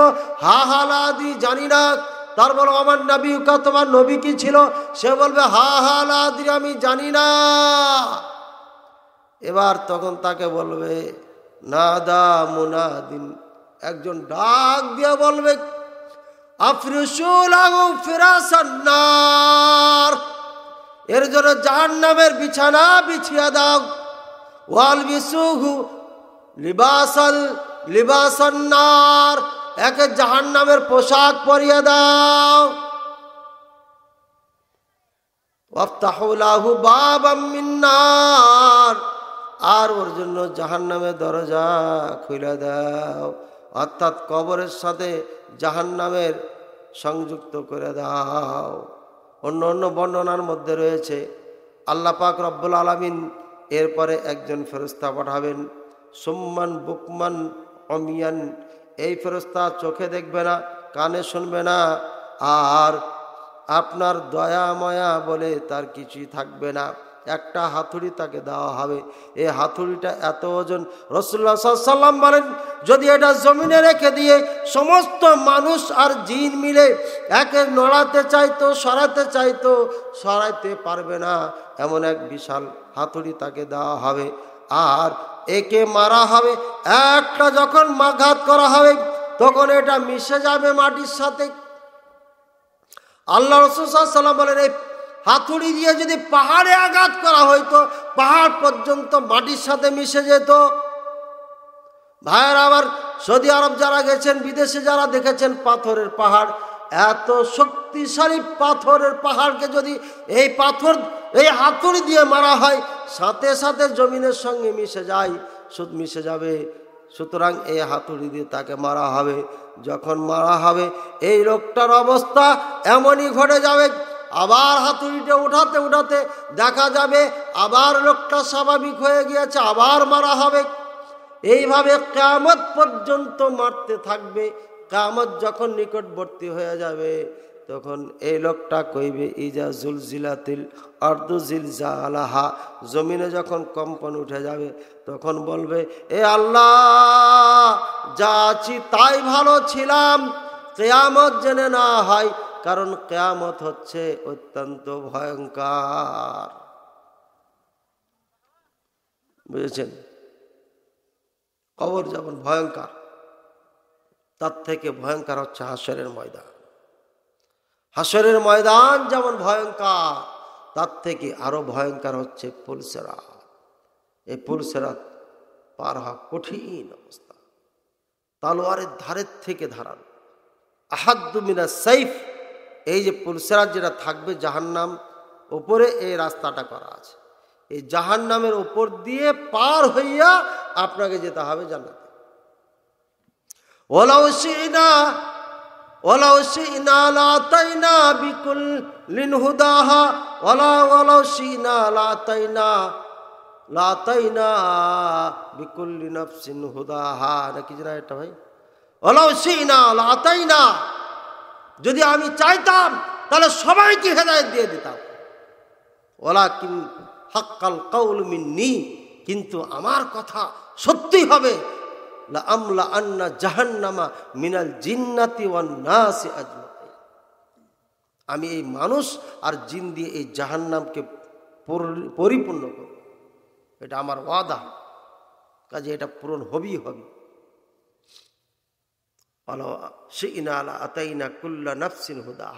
আমি যদি চাইতাম তাহলে সবাইকে আমি হেদায়েত দিয়ে দিতাম, কিন্তু আমার কথা সত্য এবং বাস্তবায়ন হবে। আমি মানুষ আর জিন দিয়ে জান্নাতকে পরিপূর্ণ করব। ভাইয়ের আবার সাবধান হয়ে যায়। এই জান্নাত যদি যেতে হয়, না এই জাহান্নাম থেকে যদি বাঁচতে হয়, তাহলে অবশ্যই পাক্কা সাচ্চা মুমিন হয়ে যেতে হবে। এই জন্য আল্লাহ পাক রব্বুল আলামিন বলে দিয়েছেন, ইয়া আইয়ুহাল্লাযীনা আমানুত্তাকুল্লাহ হাক্কা তুকাতি, হে মুমিনগণ তোমরা আল্লাহকে ভয় করো, ভয় করার মতো ভয় করো। ওয়ালা তামুতুন্না, আর তোমরা মারা যাও না, মরিও না, যতক্ষণ পর্যন্ত তোমরা মুমিন না হতে পারবে। ওয়ালা তামুতুন্না ইল্লা ওয়া আনতুম মুসলিমুন। সুতরাং আমাদের আখিরাতের জীবন, কবরের জীবন, এটা খুব কঠিন, এটা খুব ভয়ঙ্কর। এখানে খালি হাতে যাওয়া যাবে না। আল্লাহ পাক রব্বুল আলামিন কবরে কয়টি প্রশ্ন করবেন বলেন তো? তিনটি। এক নম্বর আল্লাহ সম্পর্কে, 2 নম্বর দিন সম্পর্কে, 3 নম্বর নবী সম্পর্কে, রাসূলুল্লাহ সাল্লাল্লাহু আলাইহি ওয়াসাল্লাম সম্পর্কে। বলেন তো আল্লাহ কোথায় আছেন? একজন আরশ আজিমে বললেন, আর কেউ আছেন? এর বিপক্ষে কেউ আছেন? আর কোথায় আল্লাহ কোথায় আছেন বলেন? এই যে একজন বললেন নিজের মধ্যে আছেন, মানে মুমিনের কলবে আছেন নাকি? আর কেউ কিছু বলবেন? আল্লাহ কোথায় আছেন ভাই? এখানে আর কেউ নাই? অন্য অন্য জায়গাতে বলে আল্লাহ, একদল লোক বলবে আল্লাহ আরশের ওপরে আছে, আর একদল লোক বলবে আল্লাহ সব জায়গায় বিরাজমান আছে, আর একদল বলে আল্লাহ মুমিনের কলবে আছে। সবার দলিল আছে, সবার পক্ষে দলিল আছে। তাহলে কোনটা সত্য? আমরা আল্লাহ তো তিনটা বানিয়েছি। কয়টা? আল্লাহ কয়টা বানিয়েছি? এক আল্লাহ আরশের ওপরে থাকেন, আর এক আল্লাহ সব জায়গায় থাকেন, আর এক আল্লাহ মুমিনের কলবে থাকেন। আল্লাহ তিনটা হলো না? কয়টা হলো? নাউজুবিল্লাহ, আমরা তিনটা আল্লাহ বানিয়েছি। আল্লাহ কয়টা? একটা। তাহলে ওই আল্লাহ কোথায় থাকেন? আরশের ওপরে থাকেন। তাহলে সব জায়গায় বিরাজমান যে থাকে ওটা কোন আল্লাহ? আপনার বগুড়ার হুজুর যে বলে যে 1400 বছর পূর্বে এ প্রশ্নটা কখনো কেউ করে নাই। বক্তব্য শুনছেন? একটা বগুড়ার হুজুর বিশাল বড় বড় কেতাব নিয়ে এসে টেবিল সাজাই, আর এই মঞ্চের থেকে 5 গুণ বড় মঞ্চ বানায় তার জন্য, খালি এগুলো শোনার জন্য। ও বলে কি যে 1400 বছর পূর্বে রাসূলুল্লাহ সাল্লাল্লাহু আলাইহি ওয়াসাল্লাম থেকে নিয়ে আজ পর্যন্ত আল্লাহ কোথায় এমন প্রশ্ন পৃথিবীতে কেউ করে নাই, এই লামাযহাবীরা করে। এবার শুনেননি আপনারা? এই আপনারা লামাযহাবী শুনবেন কেমন? হ্যাঁ, শুনবেন কেমন ভাই? এই যে বগুড়ার একটা হুজুর আছে, বগুড়ার হুজুর, বেশি দূরের হুজুর না, চিনেন ওকে? নাম জানেন? আরে না, সিদ্দিকী না। অনেক বই নিয়ে এসে সাজায়, আর বই খুলে খুলে দেখায়, আর বলে যে আহলে হাদিসেরা নাই, এদের নামাজ হয় না, এইটা হয় না, ওইটা হয় না। এই কিচ্ছু চিনে না। এই যে একজনই ছিল, বড় বড় কেতাব নিয়ে আসে বগুড়া শহরে, বড় মাদ্রাসার হুজুর। এই হুজুরে বলছে এক বক্তব্যতে যে 1400 বছর পূর্বের থেকে নিয়ে আজ পর্যন্ত আল্লাহ কোথায় আছেন এমন প্রশ্ন কখনো কেউ করে নাই। এই লামাযহাবী গায়রে মুকাল্লিদ আহলে হাদিসেরা ওয়াহাবীরা করে। শুনেছেন এওয়াজ? আরে আমি শুনেছি। দেখেন এওয়াজ 1400 বছর আগে ছিল কিনা। একজন সাহাবী, সহিহ মুসলিমের হাদিস, রাসূলুল্লাহ সাল্লাল্লাহু আলাইহি ওয়াসাল্লাম ওর একটা দাসী ছিল, দাসী বকরি ছাগল বকরি চড়িয়ে বেড়াইতো। উহুদ পাহাড়ের দিকে চড়াতে গেছে, যাওয়ার পরে একটা হারিয়ে গেছে, শিয়ালে বা কিছুতে খেয়ে ফেলছে, অথবা পাল থেকে কোথায় পালিয়ে গেছে, আল্লাহ ভালো জানে।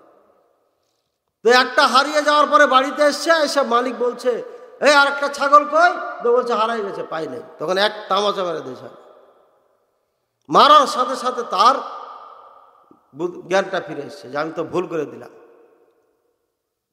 একটা অসহায় মেয়েকে এভাবে মারলাম, ভুল হয়ে গেল, ঠিক হলো না।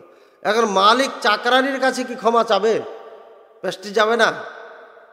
তখন সে করলো কি, আপনার দৌড়, একেবারে দৌড় দিতে না, দৌড় দিতে দিতে দিতে দিতে রাসূলুল্লাহ সাল্লাল্লাহু আলাইহি ওয়াসাল্লামের কাছে বলছে ইয়া রাসূলুল্লাহ সাল্লাল্লাহু আলাইহি ওয়াসাল্লাম আকিম আলাইয়াল হাদ, আমার উপরে হাত কায়েম করেন, মানে আমাকে শাস্তি দেন, আমি ভুল করেছি। বলছে কি হয়েছে? বলছে সাকাতু জারিয়াতি, আমি আমার বাতিকে তামাচা মেরেছি। তো বলছে না দিহা, ওকে ডাকো। ওই মেয়েটাকে ডাকা হবে। এবার রাসূল সাল্লাল্লাহু আলাইহি ওয়াসাল্লাম বলছেন ইয়া আমাতাল্লাহ, এ আল্লাহর বান্দি, আইনাল্লাহ, আল্লাহ কোথায় আছেন? হলো আইনা মানে কোথায়, আল্লাহ মানে আল্লাহ, আইনাল্লাহ মানে আল্লাহ কোথায় আছেন। দেখেন কে বলছে এটা? কে প্রশ্ন করছেন? কে প্রশ্ন করছেন? রাসূলুল্লাহ সাল্লাল্লাহু আলাইহি ওয়াসাল্লাম নিজে প্রশ্ন করছেন একটা বাদীকে, একটা দাসীকে। আর এই মৌলবি কইতেছে 14 বছর আগে এই প্রশ্ন কেউ করে নাই, এটা লামাযহাবী গায়রে মুকাল্লিদ ওয়াহাবী আহলে হাদিসেরা করে এখন। এবার গালি দেয়। দেখছেন কত বড় মূর্খ হলে পারে এ কথা বলতে পারে। এই শুধু যে হাদিসের বই নিয়ে আসে আর আমি বলি যে ওটা একটা মূর্খ এবং একটা কাজ্জাব, উত্তরবঙ্গের সেরা মিথ্যুক, তার প্রমাণ হচ্ছে এটা। ও বেটা সহিহ মুসলিমে জানে না, ও নাকি মুহাদ্দিস। এই জন্য বলছি যে মূর্খদেরকে চার দিয়েন না, ও ধ্বংস করবে ধর্মকে, ও ধ্বংস করবে আপনার ঈমানকে। এরাই মূর্খ, এইলাই মূর্খ। এই জন্য আমি আরেকটা কথা বলি যার নামের আগে মুফতি লেখা আছে, সেটা আহলে হাদিস হোক আর হানাফি হোক, ও মূর্খ।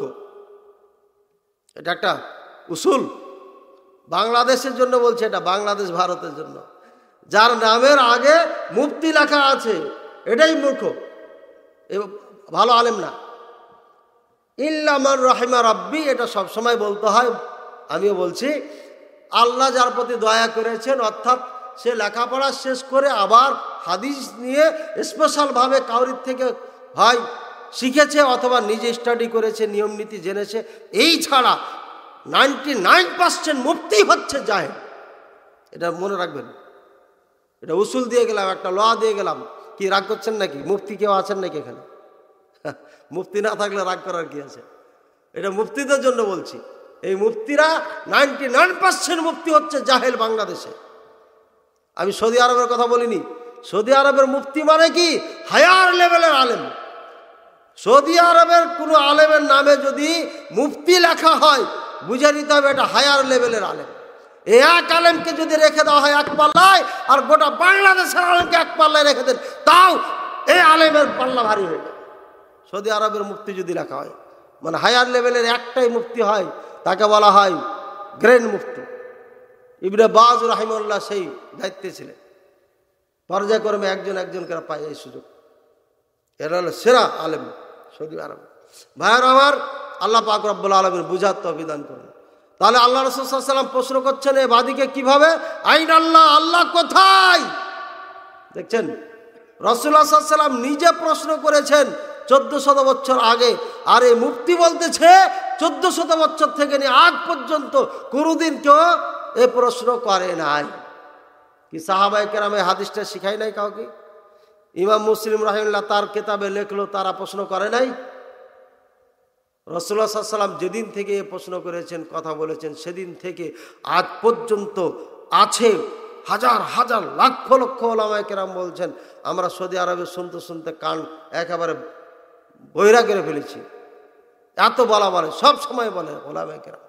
আলোচনা আল্লাহকে নিয়ে আসলে এই প্রশ্নটা হবেই হবে, এই হাদিসটা বলবি আরব দেশের আলেমেরা। ভাইয়ের আমার, বাদী এবার উত্তর দিচ্ছে, দেখেন বলছেন আলাস সামা, বাদী উত্তর দিচ্ছে ফিস সামা, আল্লাহ আসমানের ওপরে। এবার দ্বিতীয় প্রশ্ন করছে, মান আনা, আমি কে? এবার এই দাসী উত্তর দিচ্ছে, আনতা রাসূলুল্লাহ, আপনি আল্লাহর রাসূল।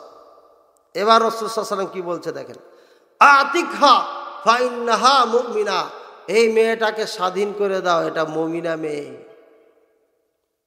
এটা কাফের নয়। ওই মেয়েটা যদি উত্তর দিত আল্লাহ সব জায়গায় আছে, তাহলে কি রাসূল সাল্লাল্লাহু আলাইহি ওয়াসাল্লাম বলতেন এটা মুমিনা মেয়ে, স্বাধীন করে দাও? এই বগুড়ার মুফতি যে বলে আল্লাহ সব জায়গায় আছে, বগুড়ার মুফতির কথা সঠিক হবে না, আল্লাহ রাসূল সাল্লাল্লাহু আলাইহি ওয়াসাল্লামের কথা সঠিক, আল্লাহ রসুলের কথা সঠিক।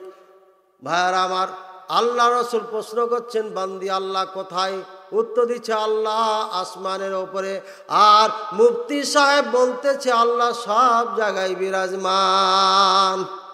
এগুলা হলো জর্দাখোর মুফতি, গুলখোর মুফতি, এরা এই কথা বলে। আর যারা গাঁজাখোর মুফতি, মাজারে মাজারে ঘুরে ওরা বলে আল্লাহ মুমিনের কলবে আছে। মান্না গুঞ্জাম দার জমিন ও আসমা, ওয়ালাকিন গুঞ্জাম দার কুলুবে মুমিনা। আল্লাহ নাকি বলেন আসমান জমিনে কোথাও আমার জায়গা হয় না, আমার জায়গা মুমিনের কলবে হয়। বলেন নাউজুবিল্লাহ। আপনারা নাউজুবিল্লাহ বললেন না যে? হ্যাঁ বলছেন, আস্তে আস্তে, ঠান্ডা বেশি তো কি করবেন। দেখছেন এই দেশের মৌলবীরা কেমনে কেমনে মানুষের ঈমান ধ্বংস করে। আল্লাহ বলছেন নাকি যে আমার আসমান জমিনে জায়গা হয় না, আমার জায়গা কোথায়? মুমিনের কলবে হয়। চিন্তা করেছেন এটা হলো? মানে মুমিনের কলবে আল্লাহ আছে, কাফেরের কলবে নাই নাকি? বুঝেছেন তো কথা? কেমন উল্টা পাল্টা করে বানিয়া বুনিয়া মানুষের ঈমান আমলকে ধ্বংস করছে। এই কথা, এই কবিতা বানিয়েছিল ইরানের শিয়ারা। ওই শিয়ারা কবিতাটা বানিয়ে দিয়ে দিয়েছে, আমাদের বাংলাদেশের এই হুজুররা নিয়ে এনেছে। বুঝেছেন কথা ভাই? কারোর পক্ষে বিপক্ষে নয়, বরঞ্চ বুঝাচ্ছি এদেশের মুফতিরা যে কত অজ্ঞ, কত মূর্খ হয়, তাই এটা বোঝানোর জন্য আপনাদের ওয়াজ করছি। এরা কোরআনই পড়ে না, এরা হাদিসই পড়ে না, এরা শুধু পড়ে আমার বড় হুজুর কি বলেছে। ওই যে ইন্ডিয়ার বড় হুজুর বলেছে খোদা হর জায়গা মৌজুদ হয়, খোদা মানে আল্লাহ সব জায়গায় আছে, এটাকে এরা প্রমাণ করার জন্য একের বাল্লা মেরে শুরু করেছে। এটাই প্রমাণ করবি এরা। এরা হচ্ছে ঠিকাদার মৌলবি, এরা কোরআন সুন্নাহর মৌলবি নয়, এরা কোনো মৌলবির ঠিকাদারি করতেছে। এই জন্য সব মৌলবির বক্তব্য শোনা যাবে না। কোরআন সুন্নাহর বক্তব্য যদি শুনতে হয় তাহলে প্রকৃত আলেমের দিন যারা, তাদের বক্তব্য শুনতে হয়। আল্লাহ পাক রব্বুল আলামিন বুঝার তৌফিক দান করুন। ভাইরা আমার, কালিমার শর্ত হলো 9টি, নাকি 8টি? কয়টি? আর নামাজের শর্ত কয়টি? 9টি। নামাজটাও জানেন না? নামাজের শর্ত 9টি, কালিমার শর্ত 8টি। কালিমার শর্ত 8টির একটি যদি না থাকে তাহলে আপনার নামাজ, রোজা, হজ, যাকাত কিচ্ছু কাজে লাগবে না, সব বাদ।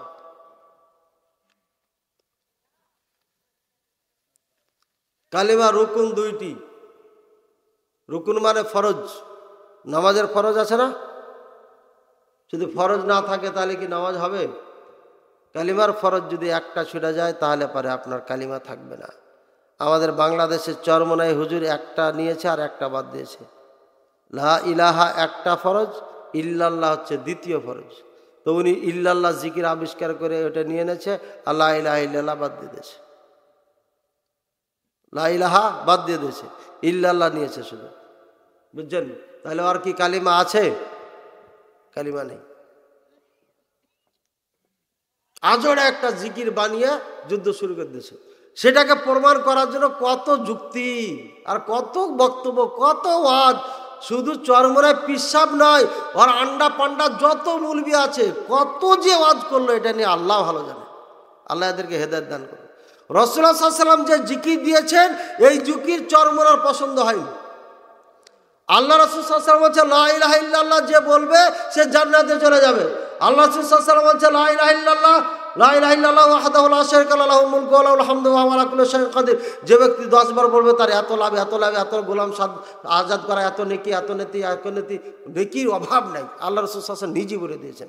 লা ইলাহা ইল্লাল্লাহ 100 বার পড়েন, এই নেকি। লা ইলাহা ইল্লাল্লাহ শেষ কলেমা যার কথা হবে সে জান্নাতে চলে যাবে। আর এই এত হাদিসগুলোকে মানতে পারলো না। রাসূলুল্লাহ সাল্লাল্লাহু আলাইহি ওয়াসাল্লাম এই কথা বলেছেন, লা ইলাহা ইল্লাল্লাহ কেউ যদি পাঠ করে একবার তাহলে সে যদি এক পাল্লায় রেখে দেয়, আর আসমান জমিনের মাঝে যা কিছু আছে সব এক পাল্লায় রেখে দেয়, লা ইলাহা ইল্লাল্লাহ কালিমা ভারী হয়ে যায়। ইল্লাল্লাহর কথা বলেনি রাসূলুল্লাহ সাল্লাল্লাহু আলাইহি ওয়াসাল্লাম, বলছে কি লা ইলাহা ইল্লাল্লাহ। মূসা আলাইহিস সালাম আল্লাহর কাছে চাইলেন, আমি একটা জিকির, আমাকে একটা এমন একটা কথা শিখিয়ে দেন যেটা দিয়ে আপনাকে আমি ডাকবো, এটা অন্য কোনো বান্দা টান্দা যেন না জানে। তা আল্লাহ আমাকে শিখিয়ে দিয়েছে, বলো লা ইলাহা ইল্লাল্লাহ, লা ইলাহা ইল্লাল্লাহ। আর চরমনাই সাহেব নবীওয়ালা জিকিরও মানে না, নবীর শিক্ষাও জিকির মানে না, ও নিজে জিকির তৈরি করে যুদ্ধ ঘোষণা করেছে বাংলাদেশে। এই হচ্ছে চরমনাই পীর সাহেব। আল্লাহকে হেদায়েত দান করে। ভাইরা আমার, লা ইলাহা ইল্লাল্লাহ এই পুরো কালিমা যদি না পড়ে ওটা জিকিরই হবে না, কালিমাই বাদ হয়ে যাবে। তার একটা রুকুন বাদ দিয়ে একটা ধরেছে। বুঝেছেন না বুঝেন নাই? তারপরে রুকুন গেল। কালিমার উদ্দেশ্য কয়টি? কালিমার উদ্দেশ্য 3টি। কয়টি? কালিমার শর্ত কয়টি বললাম? 8টি। রুকুন কয়টি বললাম? 2টি। কালিমার উদ্দেশ্য কয়টি বললাম? 3টি। সব ওয়াজ একদিনে করা যাবে না। এই ওয়াজগুলো আমার বইয়ের মধ্যে আছে। আমি বই বিক্রি করার জন্য বলছি না, বেশি নাই। এখান থেকে যাব রাজবাড়িতে লাগবে মনে হয় 1000। তারপরে যাব ঢাকাও লাগবে অনেকগুলোই। তারপরে চলে যাব কুমিল্লা, সেখানে হয়তো 1000 লাগবে। তারপরে চলে যাব আবার গাজীপুর, সেখানেও লাগবে। তারপরের দিন আবার গাজীপুর, সেখানেও লাগবে। তো আমার বই নেই, শেষ হয়ে গেছে। কখন শেষ হয়ে গেছে আমি নিজেই জানি না। কথা বলছেন? এগুলো শেষ হয়ে গেছে। সুতরাং বিক্রি করার জন্য নয়, শুধু আমি জানিয়ে দেওয়ার জন্য বলছি যে এই বইটি আলহামদুলিল্লাহ অনেক পরিশ্রম করে লিখেছি, কাউরির থেকে চুরি করে না, ধার করে না। সুতরাং এই বইটি যদি নেন তাহলে খাঁটি মুমিন হওয়ার জন্য যা যা আছে তা পাবেন, এতটুকু বলতে পারবো। আমি মানুষের মতো বলতে পারবো না আসমানের নিচে জমিনের উপরে এর থেকে ভালো বই নাই, এ কথা বলতে পারবো না।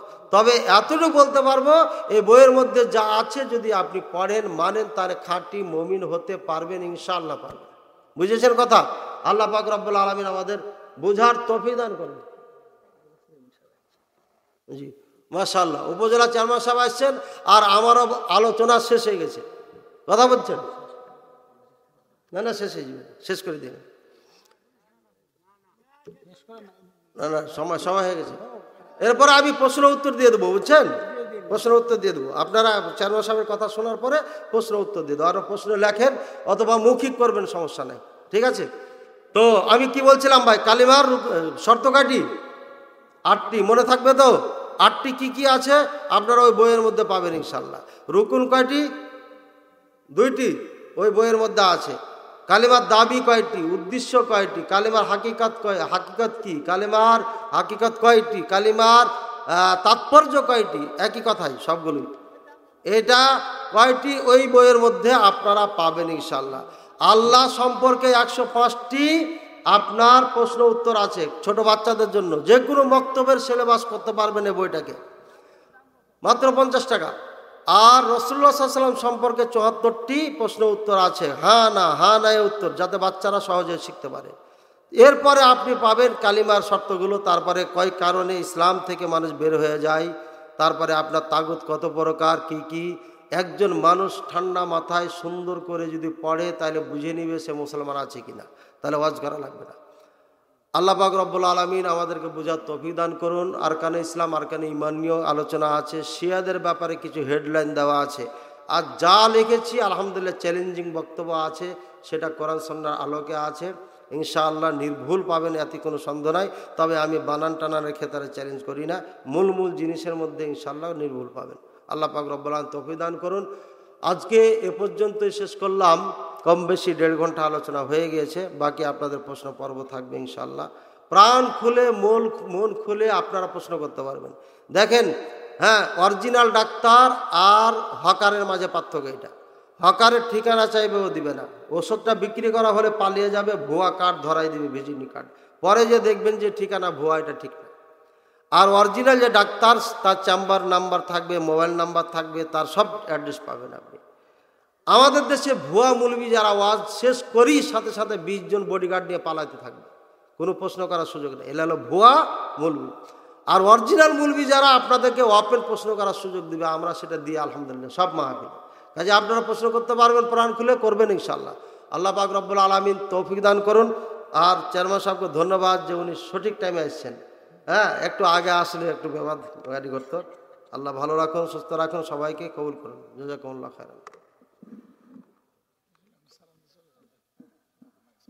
আসসালামু আলাইকুম ওয়া রাহমাতুল্লাহ। আপনি একটু কিছু বসেন, বাইরে না তা একটু বসেন ইনশাআল্লাহ। তো যাই হোক, অত্যন্ত কঠোর পরিশ্রম করে আমাদের যাত্রা হয়ে এসেছে, সত্যি আমরা গৌরবান্বিত। বলার কিছু নেই, গৌরবান্বিত। খুব প্রিয়, আমাকে সুস্থ রাখো, আমার মুখের বয়সে আমাকে সুস্থ রাখো। কারণ তো উপজেলা চেয়ারম্যান যারা বেশিরভাগই আমি যত দেখছি বয়স্ক মানুষ, কিন্তু আপনাদের চেয়ারম্যান সাহেব মাশাআল্লাহ একজন যুবক মানুষ, অবশ্যই একজন বিচক্ষণ এবং জ্ঞানী মানুষ। সাধারণত অনেক চেয়ারম্যান সাহেবেরা আসলে প্যান্ডেলে মানুষ না থাকলে হবে কি, চায়ের দোকানে আছে, আধা ঘন্টা পারি করে কমপক্ষে। এত জ্ঞানী মানুষেরা আসলেই জ্ঞানী হয়। তো আপনারা কি লিখিত কোনো প্রশ্ন নাই? তো চেয়ারম্যান সাহেবের কথা ঠিকই হলো যে ধর্ম সবার জানা হয়ে গেছে, আর জানার দরকার নাই। হ্যাঁ, জানা থাকলে তো প্রশ্ন থাকতো। ওই যে জিহেরি সালাত যেগুলো, যেমন মাগরিব, ইশার, ফজর, পুরুষেরা ডাকে পড়ে, মহিলারা এই ক্ষেত্রে কি অনেক সময় দেখা যাচ্ছে নীরবে পড়ে সালাত, এবং ইকামত দেয় না। জি, আমার ভাই সুন্দর একটা প্রশ্ন করেছেন যে নারীরা, আমরা পুরুষেরা যখন সালাত পড়ি, মাগরিব, এশা আর ফজর নামাজে জোরে কেরাত পড়ি, নারীরা এ সময় জোরে পড়তে পারবে কিনা? যদি নারীর শব্দ বেগানা পুরুষ না শোনে, বেগানা পুরুষ মানে কি, মাহারাম ব্যতীত অন্যরা মাহারাম কারা কারা জানেন? একজন দাঁড়িয়ে বলেন তো যে কোন কোন পুরুষ একজন নারীর জন্য মাহারাম দেখা দিতে পারবে? পারবেন কেউ? দেখেন, আচ্ছা, নারীদের জন্য মাহারাম কারা কারা? না আপনার জন্য মাহারাম যে সমস্ত মহিলাদের সাথে আপনি দেখা দিতে পারবেন, এরা কারা কারা? বলেন কতজন? কতজন? 14 জন। বলতে পারবেন? হ্যাঁ বলেন। মা? হ্যাঁ হ্যাঁ।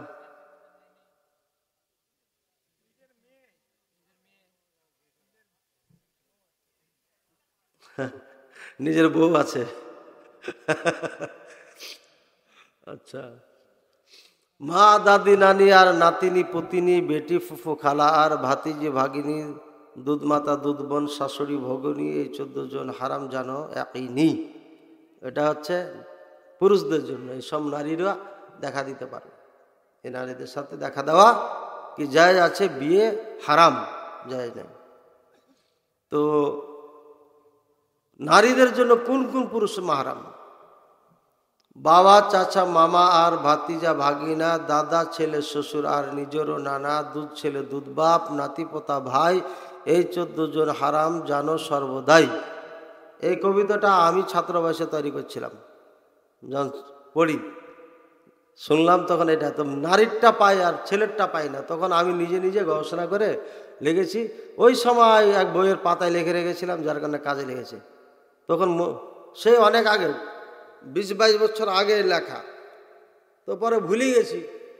তো বইয়ের লেখা ছিল, দেখলাম যে হ্যাঁ কবিতাটা পাওয়া গেছে, আলহামদুলিল্লাহ। তো এই যে বাবা, ছেলে, দাদা, ছেলে, শ্বশুর, নানা, ভাতিজা, ভতিজা যা বললাম, এই 14 জন, এরা ছাড়া অন্য কোনো পুরুষ যদি শোনার আশঙ্কা থাকে তাহলে নারী জোরে পড়তে পারবে না, তাহলে আস্তে পড়তে হবে। বুঝেছেন? যেমন আমি যে বাসায় ছিলাম, মাটির বাড়ি, ওই ঘরে যদি একটা মেয়ে নিজে শোনার মতো করে আস্তে আস্তে করে পড়ে তাহলে পড়তে পারবে, কারণ ওখান থেকে বাইরে শব্দ যাওয়ার কথা নয়। এখানে কি বুঝতে পারলেন? যে নামাজ পড়ার সময় জোরে কেরাত পড়তে পারবে না এই জন্যই যে অন্য পুরুষেরা শুনতে পাবে। তাহলে কি ওকে দেখা অন্য পুরুষের জন্য জায়েজ নাকি? ইসলাম কত কঠোর যে তার আওয়াজটা অন্য পুরুষ যেন না শুনে। আর আপনার স্ত্রীকে অন্য পুরুষের আওয়াজ তো শুনে শুনে অন্য পুরুষের সাথে মানে কথাবার্তা কোনো কিছুই বাকি নাই, সব কিছু স্বাভাবিক। তাহলে আমরা ইসলাম থেকে কত দূরে সরে আছি এটা চিন্তা করেন। আপনাদের যে বাড়ির স্টাইলগুলো, বাড়ির যে স্টাইলগুলোই তো ভিন্ন হয়েছে, সমস্যা। একজনের বাড়ির থেকে বের হলে আর একজনের বউকে দেখতে পাওয়া যাবে। আর একই বাড়িতে বগুড়াতে বিভিন্ন জায়গায় ছিলাম, আমি দেখেছি, ঘুরেছি ফিরেছি, গাইবান্ধাতে তো ছিলাম, জানি। একটা আগিনা, ওখানে এক ভাই বাড়ি, ওখানে এক ভাইয়ের, ওখানে এক বাড়ি, এখন যে বউ বেটি বের হবে সবাই এক জায়গাতে, মনে হচ্ছে এটা একটা স্কুলের মতো অবস্থা। এভাবে বাড়িঘর করা যাবে না। বাড়িঘর করতে হবে নিজের বউকে সেভ রাখার জন্য যেভাবে করার দরকার সেভাবে, যাতে সব কিছু বাড়ির ভিতরে থাকে। বের হবে তখন বোরকা পরে বের হবে, এটা নিয়ম। এটা খুবই ইম্পর্টেন্ট জিনিস, আমরা গুরুত্ব দিচ্ছি না। নারীদের জন্য আজান নাই, একামতও নাই। নারীরা যখন নামাজ পড়বে, সালাত পড়বে, তখন আজানও দিবে না, একামতও দিবে না। বুঝেছি আমরা? জি। আর কোনো প্রশ্ন? হ্যাঁ, কসর সালাতের বিধান কি? কসর সালাতের বিধান হচ্ছে, কেউ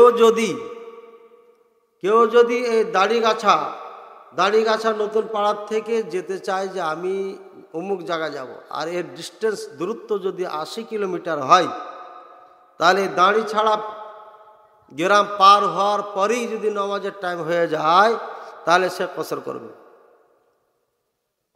একেবারে ওই জায়গাতে যাবে, যাওয়ার পরে ওই জায়গাতে কতদিন কসর করবে যদি তার নিয়াত থাকে আমি 4 দিন থাকবো আর বেশি থাকবো না, তাহলে সে কসর করবে। যদি 5 দিনের নিয়াত করে নেয় তাহলে আর কসর করবে না, পুরো সালাত পড়বে। 5 দিন বা 5 দিনের বেশি নিয়াত করেছে যে 6 দিন 7 দিন 10 দিন 20 দিন থাকবো, তাহলে ওখানে যাওয়ার সাথে সাথে যদি নিয়াত করে বা এখান থেকে নিয়াত করে বের হয়েছে আমি রংপুরে যে 10 দিন থাকবো, তাহলে ওখানে পৌঁছার পরে, গন্তব্যস্থানে পৌঁছার পরে যখন স্থির হয়ে যাবে যে হ্যাঁ আমি এখানে থাকছি, তখন সে পুরো সালাত পড়বে। আর যদি 4 দিনের মধ্যে থাকে যে 4 দিন থেকে চলে আসবো, তাহলে কসর করবে মানে 4 রাকাতের জায়গায় 2 রাকাত পড়বে। জোহরের 4 রাকাত ফরজ, সেখানে 2 রাকাত পড়বে। আসরের 4 রাকাত ফরজ 2 রাকাত, এশার 4 রাকাত ফরজ 2 রাকাত, বাকি মাগরিব আর ফজর যা আছে তাই থাকবে। বুঝছেন? আল্লাহ তো সুন্নাত মাফ করে দিয়েছেন, 5 ওয়াক্ত নামাজের আগে পরে যে সুন্নাত আছে এগুলোই মাফ করে দিয়েছেন, ছাড় দিয়ে দিয়েছেন, ফরজের অর্ধেক ছাড় দিয়েছেন। সুতরাং নফল পড়া দরকার নাই, যদি কেউ পড়ে ভালো, কোনো সমস্যা নেই। যদি চাই যে পড়বো তো পড়তে পারে, আল্লাহর যত ইবাদত করবে তত ভালো, এটা সমস্যা নাই, কিন্তু আল্লাহর পক্ষ থেকে ছাড় আছে এটা। জি, আর কিছু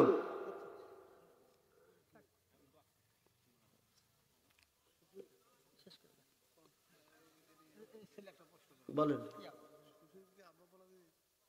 শ্বশুর শাশুড়িকে আব্বা আম্মা বলা যাবে কিনা? যদি মানুষ জানে যে হ্যাঁ এটা আমার শ্বশুর, এটা আমার শাশুড়ি, শ্বশুর শাশুড়িকে আব্বা বলছে, তাহলে সমস্যা নেই। কিন্তু যদি বাপ মাকে না চিনে এটা কি বাপ মা মনে করে মানুষ, তাহলে বলা যাবে। ঠিক আছে, বুঝেছেন? আমাদের দেশে যেহেতু শ্বশুরকে আব্বা আম্মা বলে, এদেশে এটা নিয়ম আছে, নীতি আছে, কাজে বললে সমস্যা নেই। অন্যকে পিতামাতা পরিচয় দেওয়া হারাম কখন? যখন নিজের পিতৃত্ব মাতৃত্বকে গোপন রেখে দেয়। নিজের পিতামাতাকে গোপন রেখে কোনো ধনী বাবাকে স্বীকার করে বাবা বলে, নিজেরটাকে বাদ দিয়ে দেয়। নিজের পিতৃত্বকে যারা গোপন রেখে অন্যকে পিতা হিসাবে মানুষের কাছে পরিচয় করায় বা ডাকে, বলে, পরিচয় দেয়, এটা হলো হারাম, এটা যায় না। কিন্তু রেওয়াজি যেটা আমাদের আছে, শ্বশুর শাশুড়িকেও আম্মা আব্বা বলা হয়, এটা সমস্যা নেই।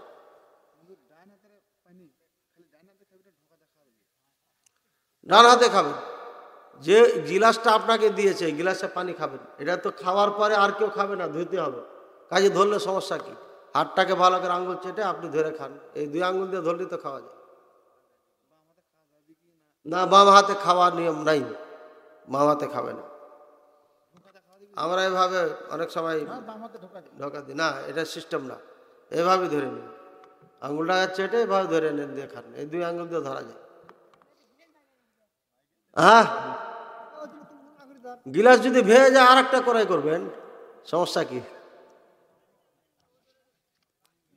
জি,